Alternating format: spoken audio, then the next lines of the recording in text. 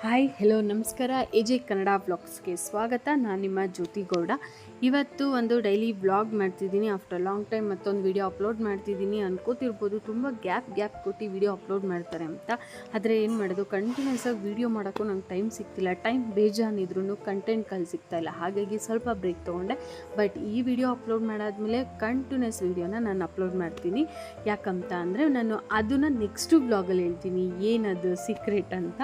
Okay, ಇವಾಗ ನಾನು ಬ್ಯಾಂಗ್ಳೂರ್ಗೆ ಹೋಗ್ತಾಯಿದ್ದೀನಿ. ಯಾರ್ಯಾರು ಹೋಗ್ತಿದ್ದೀವಿ ಅಂದರೆ ನಾನು, ನನ್ನ ಹಸ್ಬೆಂಡ್, ನಮ್ಮಮ್ಮ, ನಮ್ಮಪ್ಪ ಮತ್ತು ಪಾಪು. ನನಗೆ ಬೆಂಗಳೂರಲ್ಲಿ ಸ್ವಲ್ಪ ಕೆಲಸ ಇತ್ತು. ಹಾಗೆ ನಮ್ಮಮ್ಮ ಕೂಡ ಕರೀತಿದ್ರು, ನಮ್ಮ ಮಮ್ಮಿ ಕೂಡ ಕರೀತಿದ್ರು. ನಮ್ಮ ಮಮ್ಮಿ ಅಂದರೆ ನಮ್ಮ ಅಮ್ಮ ಅವರ ಅಕ್ಕ, ಅಂದರೆ ದೊಡ್ಡಮ್ಮ, ಅವ್ರ ಮನೆಗೂ ಹೋಗಬೇಕಿತ್ತು. ಹಾಗಾಗಿ 2 ಕೆಲಸ ಒಟ್ಟಿಗೆ ಆಗುತ್ತೆ ಅಂತ ಹೊರಟಿದ್ದೀನಿ. ಮತ್ತು ನಾನು ಬ್ಯಾಂಗ್ಳೂರಿಗೆ ಹೋಗಿ 6 ಮಂತ್ಸ್ ಆಗಿತ್ತು. ಇನ್ನು ಪಾಪು ಆದಮೇಲಂತೂ ನಾನು ಹೋಗೋಕ್ಕೆ ಆಗಲಿಲ್ಲ. ಸೊ ಇವಾಗ 4 ಮಂತ್ಸ್ ಕಂಪ್ಲೀಟಾಗಿ 5 ಮಂತ್ಸ್ ರನ್ನಿಂಗ್ ಇರೋದ್ರಿಂದ ಹಂಗೆ ಹೋಗಿ ಬರ್ಬೋದು, ಏನು ಪ್ರಾಬ್ಲಮ್ ಇಲ್ಲ ಅಂತ ಅಂದ್ಬಿಟ್ಟು ಅವ್ರನ್ನ ಜೊತೆ ಕರ್ಕೊಂಡು ಹೋಗ್ತಾಯಿದ್ದೀನಿ. ಏನು ಕೆಲಸ ಅಂತ ನಾನು ಮುಂದೆ ಸ್ವಲ್ಪ ಮುಂದೆ ಹೇಳ್ತೀನಿ, ಆಯಿತಾ? ಏನಕ್ಕೆ ನಾನು ಬ್ಯಾಂಗ್ಳೂರ್ಗೆ ಹೋಗ್ತಾಯಿದ್ದೀನಿ ಸಡನ್ನಾಗಿ ಅಂತ. ಅದಾದಮೇಲೆ ಯಾರೆಲ್ಲ ವೀಡಿಯೋನ ಸಬ್ಸ್ಕ್ರೈಬ್ ಮಾಡ್ಕೊಳ್ದೆ ನೋಡ್ತಿದ್ದೀರಾ, ಪ್ಲೀಸ್ ಹೋಗಿ ಸಬ್ಸ್ಕ್ರೈಬ್ ಮಾಡಿಕೊಂಡು ವೀಡಿಯೋ ನೋಡಿ. ಇಷ್ಟ ಆದರೆ ಲೈಕ್ ಮಾಡಿ, ಕಮೆಂಟ್ ಮಾಡಿ, ಹಾಗೆಯೇ ಸಬ್ಸ್ಕ್ರೈಬ್ ಮಾಡ್ಕೊಳ್ಳೋದನ್ನ ಪ್ಲೀಸ್ ಮರಿಬೇಡಿ. ನಾವಿಲ್ಲಿ ಹೊರಟಾಗ ಆಲ್ರೆಡಿ ಒಂದು 11:30 ಆಗಿತ್ತು. ಒಂದು 1:30 ಅಷ್ಟರಲ್ಲೆಲ್ಲ ನಾವು ಬೆಂಗಳೂರು ರೀಚ್ ಆಗಬೇಕು ಅನ್ನೋದು ಟೈಮ್ ಇದ್ದಿದ್ದು. ಯಾಕಂದರೆ ನಾನು ಅಲ್ಲಿ ಮನೆಗೆ ಹೋಗಿ ಅಲ್ಲಿಂದ ಮತ್ತೆ ನನ್ನ ಕೆಲಸದ ಹತ್ರ ಹೋಗಬೇಕಿತ್ತು. ಹಾಗಾಗಿ ಸ್ವಲ್ಪ ಬೇಗನೆ ಹೊರಟ್ವಿ. ಮತ್ತು ಈ ವಿಡಿಯೋ ಮಾಡೋಕ್ಕೆ ಏನಪ್ಪ ರೀಸನ್, ಏನು ಸುಮ್ಮನೆ ಹೋಗೋದೆಲ್ಲ ಏನು ವ್ಲಾಗ್ ಮಾಡ್ತಿದ್ದೀರಾ ಅನ್ನೋದಾದರೆ, ನಮ್ಮ ಮಮ್ಮಿ ನಮ್ಮ ಪಾಪು ಮೊದಲನೇ ಸರಿ ಬರ್ತಿದ್ದಾಳೆ ಅಂತ ಮನೇಲಿ ಅರ್ಶಿನ ಕುಂಕುಮಕ್ಕೆ ಅಂತೆಲ್ಲ ಒಂದು 5 ಜನ ಮುತ್ತೈದೆಯರನ್ನ ಕರೆದಿತ್ತು. ಹಾಗಾಗಿ ಇದೆಲ್ಲ ಮೆಮೊರಿ ಅಲ್ವಾ. ಸೊ ಒಂದು ವಿಡಿಯೋ ಥರ ಇರಲಿ ಯೂಟ್ಯೂಬಲ್ಲಿ ಅಂತ ನಾನು ಕ್ಲಿಪ್ಪಿಂಗ್ಸ್ನ ತೊಗೊಂಡಿದ್ದೆ. ಅದಾದಮೇಲೆ ಇವರೆಲ್ಲ ನಮ್ಮ ಮಮ್ಮಿ ಫ್ರೆಂಡ್ಸ್, ಅಂದರೆ ಮನೆ ಹತ್ರ ಇರೋ ಫ್ರೆಂಡ್ಸ್ಗಳು. ಇವ್ರನ್ನ ಮನೆಗೆ ಕರೆದಿತ್ತು. ಮತ್ತು ನಮ್ಮ ಪಾಪು ಬರ್ತಾಳೆ ಅಂತಲೇ ನಮ್ಮ ಮಮ್ಮಿ ವೆಲ್ಕಮ್ ಅಂತೆಲ್ಲ ಬರೆಸಿ, ಮತ್ತು ನೇಮ್ ಎಲ್ಲ ಬರೆಸಿ ಎಲ್ಲ ಮಾಡಿತ್ತು. ಅವತ್ತು ನಮ್ಮ ಅಣ್ಣ ಕೂಡ ಮನೇಲಿರಲಿಲ್ಲ, ಪಾಪ ಕೆಳಗಡೆ ಮನೆಯವ್ರನ್ನ ಕರ್ಕೊಬಂದು ಮಾಡಿಸಿತ್ತು. ಅದರಲ್ಲಿ ಪುನರ್ವಿ ಅನ್ನೋದ್ರಲ್ಲಿ ಏನು ಮಿಸ್ ಆಗಿತ್ತು. ಬಟ್ ಆದರೂ ತುಂಬ ಚೆನ್ನಾಗಿ ಡೆಕೋರೇಷನ್ ಮಾಡಿಕೊಟ್ಬಿಟ್ಟು ಹೋಗಿದ್ರು ಅವರು ನೆಲದಲ್ಲಿ. 4 ಮಂತ್ಸ್ದು ನಾನು ಅಲ್ಲೇ ಫೋಟೋಶೂಟ್ ಮಾಡ್ಕೊಬಿಟ್ಟೆ. ಮತ್ತು ಇನ್ನೊಂದ್ಸರಿ ಡೆಕೋರೇಷನ್ ಮಾಡೋದು ಏನಕ್ಕೆ ಅಂತ ಪ್ರತಿ ತಿಂಗಳು ಫೋಟೋಸ್ ತೆಗಿತೀವಲ್ಲ, ಆ ಕಾರಣಕ್ಕೆ. ಅದಾದಮೇಲೆ 5 ಜನ ಆರತಿನ ತೆಗೆದ್ರು.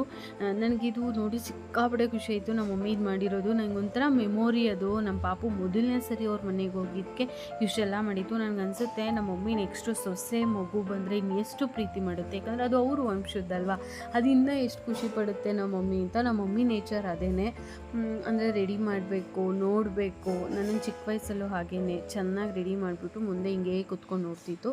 ನಮ್ಮ ಅಣ್ಣ ಒಬ್ಬರೇ ನಮ್ಮ ಮಮ್ಮಿಗೆ ಮಗ ಅಂತಿರೋದು. ಅದು ಬಿಟ್ಟರೆ ಹೆಣ್ಮಕ್ಳು ಅಂತ ಯಾರೂ ಇಲ್ಲ, ನಾನೇ ಅವರ ಮಗಳ ಥರ. ಮತ್ತು ಇನ್ನೊಬ್ಬರು ನಮ್ಮ ಪ್ರೇಮಕ್ಕ, ಅವ್ರ ದೊಡ್ಡವರು. ನಾವೆಲ್ಲ ನಮ್ಮ ಮಮ್ಮಿಯವರ ಅಕ್ಕ ತಂಗಿ ಮಕ್ಕಳೇ, ಬಟ್ ನಾವೆಲ್ಲ ಜೊತೆ ಒಂದೇ ಮಕ್ಕಳು, ಅಮ್ಮನ ಮಕ್ಕಳು ಅನ್ನೋ ಥರನೇ ಇರೋದು. ಸೊ ಅದಾದಮೇಲೆ ಮನೆಯೊಳಗಡೆ ಎಂಟ್ರಿ ಕೊಟ್ಟಳು ನನ್ನ ಮಗಳು. ನಾನು ಹಠ ಮಾಡ್ತಾಳೆ ಅಂತ ಅಂದ್ಕೊಂಡೆ ಜನ ಎಲ್ಲ ನೋಡಿ, ಬಟ್ ಏನೆಲ್ಲ ಆರಾಮಾಗಿ ಇದ್ಲು. ಅದಾದಮೇಲೆ ದೇವ್ರ ಮನೆ ಮುಂದೆ ಕರ್ಕೊಂಡೋಗಿ ಮಲಗಿಸಿ ನಮ್ಮ ಮಮ್ಮಿ ಒಂದಷ್ಟು ಫೋಟೋಸ್ ತಗೋತಾಯಿತ್ತು. ತೆಗ್ಸ್ಕೊಂಡಾದ್ಮೇಲೆ ನಾನು ಪೂಜೆ ಮಾಡಿಯೇ ತುಂಬ ದಿನಗಳೇ ಆಗಿತ್ತು. ತುಂಬ ದಿನ ಅಂದರೆ ಅದೇ ಒಂದು 6 ಮಂತ್ಸ್ ಆಗಿತ್ತು ನಾನು ಪೂಜೆನೇ ಮಾಡಿರಲಿಲ್ಲ. ಅದು ಕೂಡ ನಮ್ಮ ಮಮ್ಮಿ ಮನೆಯಲ್ಲೇ ಮಾಡಿದೆ. ಅದಾದಮೇಲೆ ಗಂಗೆ ಪೂಜೆ ಮಾಡಬೇಕಿತ್ತು. 3 ಮಂತ್ಸ್ಗೆ ಗಂಗೆ ಪೂಜೆ ಮಾಡ್ತಾರೆ ನಮ್ಮ ಕಡೆ. ಆ ಗಂಗೆ ಪೂಜೆ ಕೂಡ ನಾನು ನಮ್ಮ ಮಮ್ಮಿ ಮನೆಯಲ್ಲೇ ಮಾಡಿದೆ. ಆ ಗಂಗೆ ಪೂಜೆ ಕೂಡ ಅಂದರೆ ನಮ್ಮಮ್ಮನೂರ ಕಡೆಯಲ್ಲೆಲ್ಲ ಕೆರೆ ಅಥವಾ ಬಾವಿ ಹತ್ರ ಹೋಗಿ ಗಂಗೆ ಪೂಜೆ ಮಾಡ್ತಾರೆ. ಯಾಕಂದರೆ ಅಲ್ಲಿ ಸೇದೋ ಬಾವಿ ಮತ್ತು ಕೆರೆಗಳಿರುತ್ತೆ. ನಮ್ಮ ಕಡೆ ಅವೇನೂ ಇಲ್ಲ. ಇನ್ನು ಬೆಂಗಳೂರಲ್ಲಂತೂ ಇಲ್ಲವೇ ಇಲ್ಲ. ಹಾಗಾಗಿ ನೆಲ್ಲಿ ಹತ್ರನೇ ಹೋಗಿ ಗಂಗೆ ಪೂಜೆ ಮಾಡೋದು. ಆ 3 ಬೊಕ್ಸೆ ನೀರನ್ನ ಕೈಯಲ್ಲಿ ಮುಟ್ಟಿಸ್ತಾರೆ. ಮುಂಚೆ ಎಲ್ಲ ಒಂದು 3 ಬೊಕ್ಸೆ ನೀರು ಕುಡಿತಿದ್ರಂತೆ, ಆದರೆ ನಮ್ಮಮ್ಮ ಕುಡಿಯೋಕ್ಕೆ ಬಿಡಲಿಲ್ಲ, ಶೀತ ಆಗುತ್ತೆ ಅಂತ. ನಂಗೆ ತಣ್ಣೀರು ಮುಟ್ಟೋದೇ ಒಂದು ಖುಷಿ ಆಗ್ಬಿಟ್ಟಿತ್ತು. ಬಿಸಿನೀರು ಮುಟ್ಟಿ ಬೇಜಾರಾಗ್ಬಿಟ್ಟೈತೆ. ಆದರೆ ಕುಡಿಯೋಕ್ಕೆ ಕೊಟ್ಟಿದ್ರೆ ಇನ್ನೂ ಚೆನ್ನಾಗಿರ್ತಿತ್ತು ಅಂತ ಹೇಳ್ಬಿಟ್ಟು ಪೂಜೆನ ಮಾಡಿದೆ. ಅಂದರೆ ಪೂಜೆ ಮಾಡೋ ರೀಸನ್ ಇಷ್ಟೇ, ಇನ್ ಕೇಸ್ ಮುಂದೆ ತಣ್ಣೀರು ಮುಟ್ಟಿದಾಗ ಪಾಪುಗೆ ಶೀತ ಆಗಬಾರ್ದು ಅಂತ ದೇವ್ರ ಹತ್ರ ಬೇಡ್ಕೊಂಡು ಗಂಗೆ ಪೂಜೆ ಮಾಡ್ತಾರೆ. 5 ಮಂತ್ಸು, 1 ಮಂತು, 3 ಮಂತ್ಸ್ ಈ ಥರ ಎಲ್ಲ ಮಾಡ್ತಾರೆ. ಆದರೆ ನಾನು ಅವತ್ತು ಗಂಗೆ ಪೂಜೆ ಮಾಡಿದ್ಮೇಲೆ ಮತ್ತೆ ನಾನು ತಣ್ಣೀರು ಮುಟ್ಟೇ ಇಲ್ಲ. ಮೇನ್ ರೀಸನ್ ಏನಪ್ಪ ಅಂದರೆ ತಣ್ಣೀರು ಮುಟ್ಟೋಕ್ಕೆ ಶುರು ಮಾಡಿದ್ರೆ ಕೆಲಸ ಮಾಡಬೇಕಾಗುತ್ತೆ. ಹಾಗಾಗಿ ನನಗೆ ಬೇರೆ ಕೆಲಸ ಮಾಡೋದು ಅಂದ್ರೇ ಬೇಜಾರು. ಹಾಗಾಗಿ ನಾನು ಇನ್ನೂ ತಣ್ಣೀರು ಮುಟ್ಟಿಲ್ಲ. ಅದು ಗಂಗೆ ಪೂಜೆ ಎಲ್ಲ ಮಾಡಿ ಮತ್ತು ನಮ್ಮ ಮಮ್ಮಿ ಮನೆಯಲ್ಲೇ ಪೂಜೆ ಎಲ್ಲ ಮಾಡಿದೆ.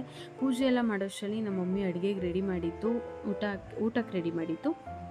ಊಟ ಮಾಡಿಕೊಂಡು ನಾನು ಅಲ್ಲಿಂದ ಹೊರಟೆ. ಎಲ್ಲಿ ಹೊರಡ್ತಿದ್ದೀನಿ ಅಂತಂದರೆ ನನಗೆ ಒಂದು ಮೇಕಪ್ ಆರ್ಡ್ರ್ ಇತ್ತು. ಅವ್ರು ಬಂದು ಮಾಗಡಿಯವರು, ಹುಡುಗನ ಕಡೆಯಿಂದ ನನಗೆ ಆರ್ಡ್ರ್ ಇದ್ದಿದ್ದು, ಅಂದರೆ ನಾನ್ ಬ್ರೆಡ್ಸ್ ಅವ್ರ ಅಕ್ಕ ಮತ್ತು ಅವ್ರ ಅಮ್ಮಂದ್ರಿಗೆ.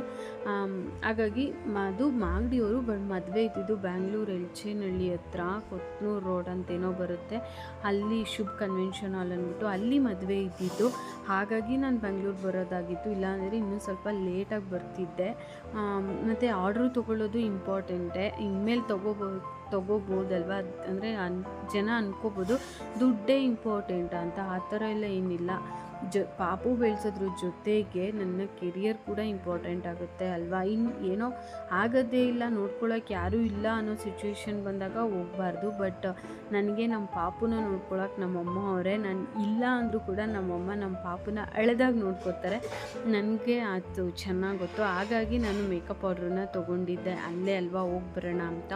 ಆದರೆ ಹಿಂಸೆ ಅನಿಸಿದ್ದು ಊರ ಕಡೆ ಎಲ್ಲ ಹೇಗೆ ಅಂದರೆ 10 ಕಿಲೋಮೀಟರ್ ಇದ್ದರೆ 10 ನಿಮಿಷಕ್ಕೆ ಹೋಗಿ ಬರ್ತೀವಿ. ಆದರೆ ಬ್ಯಾಂಗ್ಳೂರು ಹಾಗಲ್ಲ, 18 ಕಿಲೋಮೀಟರ್ ಇದ್ದಿದ್ದು ಯಶವಂತಪುರಿಂದ. ಆದರೆ ಹೋಗೋಕ್ಕೆ 1.5 ಅವರ್ ತೊಗೋತು. ನಾವೊಂದು 3:30 ಬಿಟ್ಟಿದ್ದಕ್ಕೆ ಒಂದು 5 ಎಷ್ಟರಲ್ಲಿ ಹೋದೆ ಅನಿಸುತ್ತೆ. ನನಗಂತೂ ಸಾಕಾಗೋಯಿತು. ಏನಾದರೂ ಲೇಟಾಗಿ ಹೊರಟಿದ್ರೆ ಏನಪ್ಪ ಕತೆ ಅಂತ ಅಂದ್ಕೊಂಡೆ. ಅದಾದಮೇಲೆ ಫೈನಲಿ 4:30ಗೆ ಹೋಗಿ ಮೇಕಪ್ ಸ್ಟಾರ್ಟ್ ಮಾಡಬೇಕಂತ ಅಂದ್ಕೊಂಡಿದ್ದು. ಆದರೆ ಹೋಗೋಷ್ಟರಲ್ಲಿ 5 ಆಗೇ ಹೋಗಿತ್ತು. 5 ಗಂಟೆಗೆ ಮೇಕಪ್ ಶುರು ಮಾಡಿದ್ದಕ್ಕೆ ಒಂದು 7:40 ಅಷ್ಟರಲ್ಲಿ ಮುಗೀತು. ನಾನ್ ಬ್ರೈಡ್ಸ್ಗಳೇ ಇದ್ದಿದ್ದು. ಅವರೆಲ್ಲ ಖುಷಿಪಟ್ಟರು ಮೇಕಪ್ ಚೆನ್ನಾಗೈತೆ ಅಂತ. ಆದರೆ ರಿವ್ಯೂಸ್ ತೊಗೊಳಕ್ಕಾಗಲಿ, ವೀಡಿಯೋಸ್ ತೊಗೊಳಕ್ಕಾಗಲಿ, ಫೋಟೋಸ್ ತೊಗೊಳಕ್ಕಾಗಲಿ ಯಾವುದಕ್ಕೂ ಟೈಮ್ ಇರಲಿಲ್ಲ. ಒಬ್ಬರೊಬ್ಬರೇ ರೆಡಿಯಾಗಿ ಹೊರಟೋಗ್ಬಿಟ್ರು. ಬಟ್ ಕರೆದಿದ್ರೆ ಬರ್ತಿದ್ರು, ಆದರೆ ನನಗೆ ಟೈಮ್ ಇರಲಿಲ್ಲ. ನಿಮಗೆ ಮನೇಲಿ ಪಾಪುನ ಬಿಟ್ಟೋಗಿರೋದ್ರಿಂದ ನನಗೆ ಎಷ್ಟು ಬೇಗ ಮನೆಗೆ ಬಂದು ರೀಚ್ ಆಗ್ತೀನೋ ಅಂತ ಅನ್ನಿಸ್ತಿತ್ತು.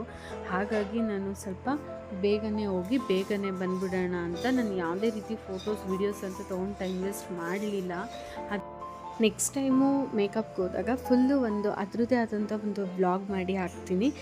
ಯಾರಿಗೆಲ್ಲ ಮೇಕಪ್ ಆರ್ಡ್ರು ಕೊಡೋದಿರುತ್ತೆ ಅಥವಾ ಎನ್ಕ್ವೈರಿ ಇರುತ್ತೆ, ನನಗೆ ಇನ್ಸ್ಟಾಗ್ರಾಮಲ್ಲಿ ಮೆಸೇಜ್ ಮಾಡ್ಬೋದು ಅಥವಾ ಇಲ್ಲಿ ಕಮೆಂಟ್ ಮಾಡ್ಬೋದು. ನನ್ನ ಇನ್ಸ್ಟಾಗ್ರಾಮ್ ಪೇಜ್ ಬಂದು ಮೇಕೋವರ್ ಬೈ ಜ್ಯೋತಿಗೌಡ 29 ಅಂತ ಇರುತ್ತೆ.